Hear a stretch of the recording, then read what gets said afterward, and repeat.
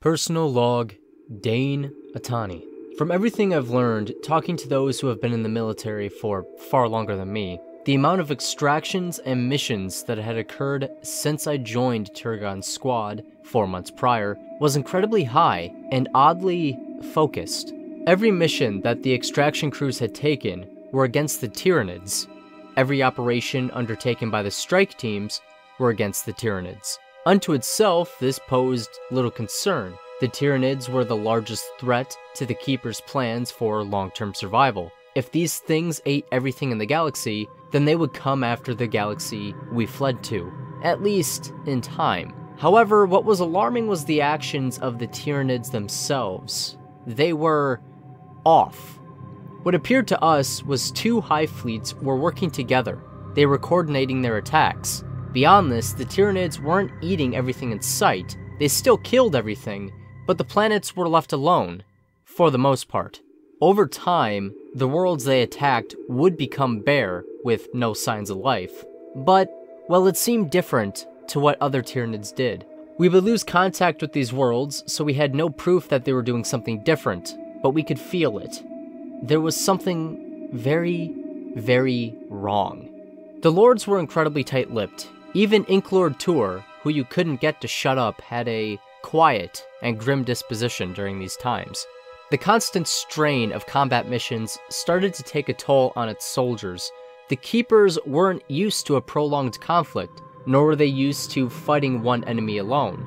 Throughout all of Keeper's space, there was a general sense of unease, something my sister didn't help with. However, everyone's spirits were momentarily lifted as Great Ark Silma finally finished construction, a feat that took the work of countless lives and thousands of years.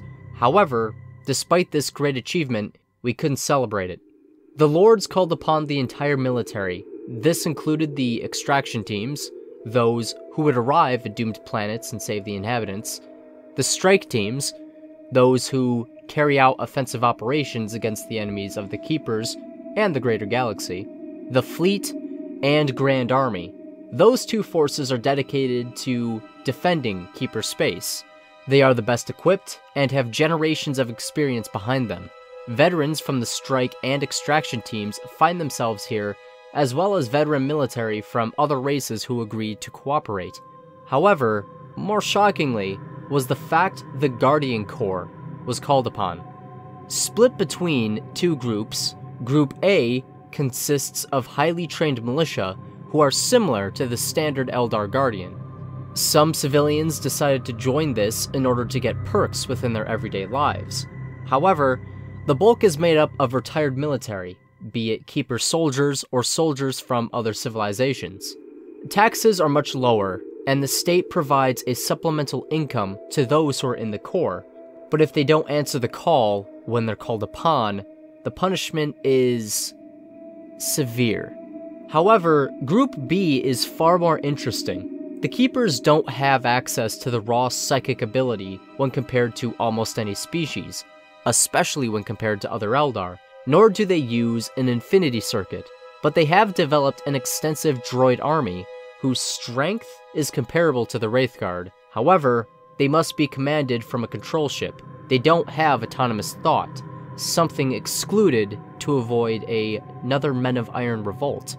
The fact the main military and Guardian Corps was ordered to muster was a startling sign, to say the least.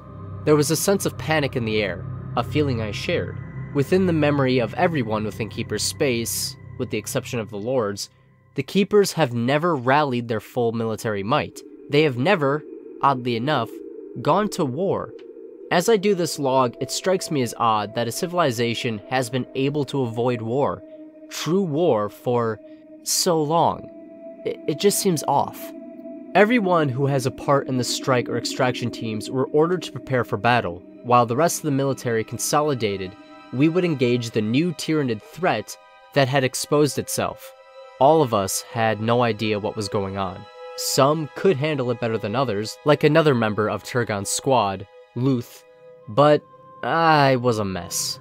I recall my legs shaking as I boarded the landing craft, and that I almost puked, almost making a mess on the ship, but I was able to keep it down and swallow.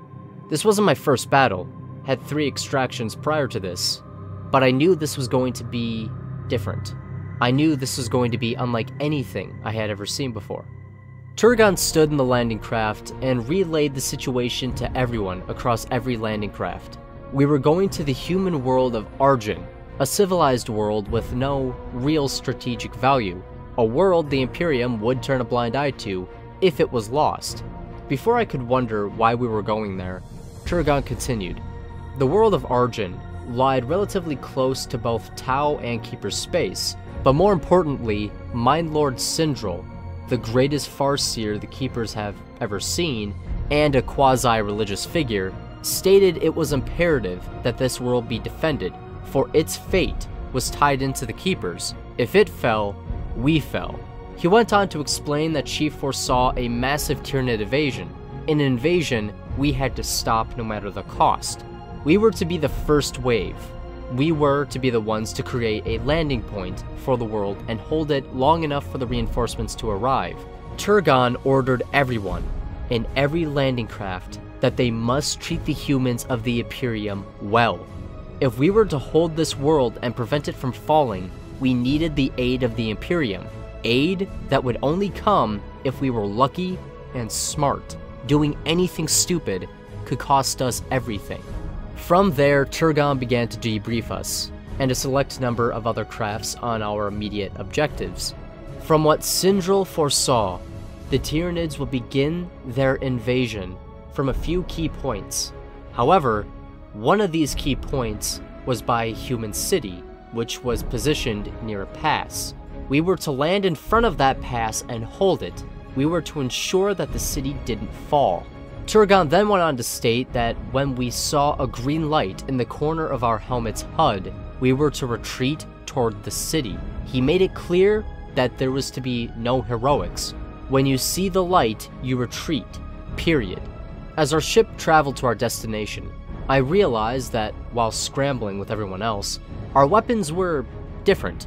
Instead of the standard Eldar-inspired energy weapons, we were carrying a dual disruptor bolt gun.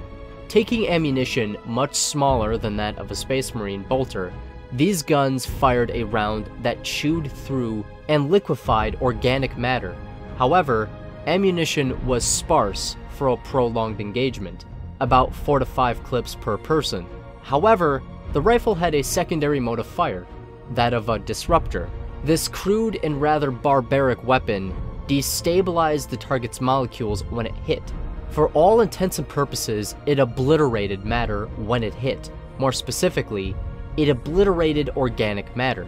Similar to the lasgun, this had a recharger clip, and each of us were given 3. The weapon was heavy as sin, but the military made damn sure we were fit enough to use it. When we finally reached the world, it was already under siege. Our small fleet of carrier ships were able to avoid detection while they skirted to the other side of the planet. From there, every landing craft flew out of their hangar and descended upon the world. Strangely enough, the world had an Imperial Guard regiment, a regiment that was too busy fighting the Tyranids to fire at us. The landing craft split off, each going to their designated landing zone. At first, the Tyranids paid us no mind, but that quickly changed. The little flying bastards started to harass us, but the tight formation and plethora of turret defenses made us safe enough so we could land. One craft had to make a crash landing, but the crew walked out relatively unharmed. We positioned ourselves at the opening of the pass. Myself and Luth joined a pair of terrified guardsmen who were held up in a watchtower on one of the pass's sides. Black Eye made his way to the other watchtower. We arrived just in time. We were able to set up our heavy weapons, as well as makeshift defenses, before we were assaulted by the Horde. Their assault was brutal. For the next few hours, I experienced the most intense fighting of my life. It felt like all I had to do was point and pull the trigger. The only thing that kept me from spacing out was the recoil of that damn hunk of heavy junk. I went through 3 clips of ammunition and switched to the disruptor. We were keeping them at bay, but as the larger, titanic Tyranids started to show up, that changed. The mouth of the pass had a wall of Tyranid corpses. and the watchtowers were bombed out husks. One of the guardsmen got picked up by a little flying shit and was never seen again. Despite being terrified when we first saw him, this guardsman was now fighting beside us. Granted, his flashlight did very little, but it was the thought that counts. As the green light began to flash on my HUD, I began to sprint out of the tower towards the city. However, Luth never informed the guardsman about the plan, nor did she tell him to run. He was left there all alone. I ran back to go get him, but he would have none of it. He wasn't going to run like an Eldar pixie. At that point, I removed my helmet and spun him around. I will never forget the look in his eyes. He was shocked, surprised, happy, and angry all at once. Dumbstruck is probably the best word. He nodded in acknowledgement, but as we started to run out of the tower, it was hit by something. I can't recall what it was, but it destroyed the watchtower, and my helmet, which I dropped after getting knocked to the ground. The guardsman helped me up, and we began to run toward the city. Without my helmet, I was running blind. No map, no motion tracker, not even a comlink. I was more prone to step wrong and fall to my death, or get shot by a keeper, than get killed by a Tyranid in my current predicament. Unfortunately, I did take a wrong step and wound up falling into the pass with the guardsman. It wasn't a long fall, but it hurt enough to give me a limp. A limp I didn't need with the Tyranids so close behind. We sprinted as fast as we could down the pass. The pain was enormous, but I was too fucking scared to let that stop me. As I reached the end of the pass, I heard Luth's voice scream "idiot" as she tackled me to the ground. As my face made contact with the dirt, I could feel the whiz of heavy disruptor fire fly overhead. With Luth's aid, myself and the guardsmen were able to crawl over to the new front line. Working with the highest ranking guardsman in the area, Turgon was able to establish a fortified position with the guard. However, this proved to be unnecessary. As the Tyranid bodies stacked 4-5 high, I was nearly deafened as one of the Corvette-class ships, one of the smallest classes of ship of the line in the fleet, fired its massive cannon in atmosphere. The shockwave it created knocked down some nearby rock formations and broke every window in the city. I watched as the round connected with its target, a Tyranid Biotitan, and it left a giant, gaping hole. Moments after the round hit its mark, 3 Paladin-class Keeper Titans leaped into the fray. The lead, piloted by Mechmaster Adral, embedded its blade into the severely wounded Biotitan and cut it in two. From there, more Corvettes entered orbit, and thousands of strike craft and landing craft descended upon the world. The full might of the Keeper military had descended upon the world. The Keepers, who had left their presence relatively unknown to the rest of the galaxy, had finally shown its hand. It had finally revealed itself to the wider galaxy. The battle for Argent, the first battle in the long war we would later call the Swarm War, had finally begun.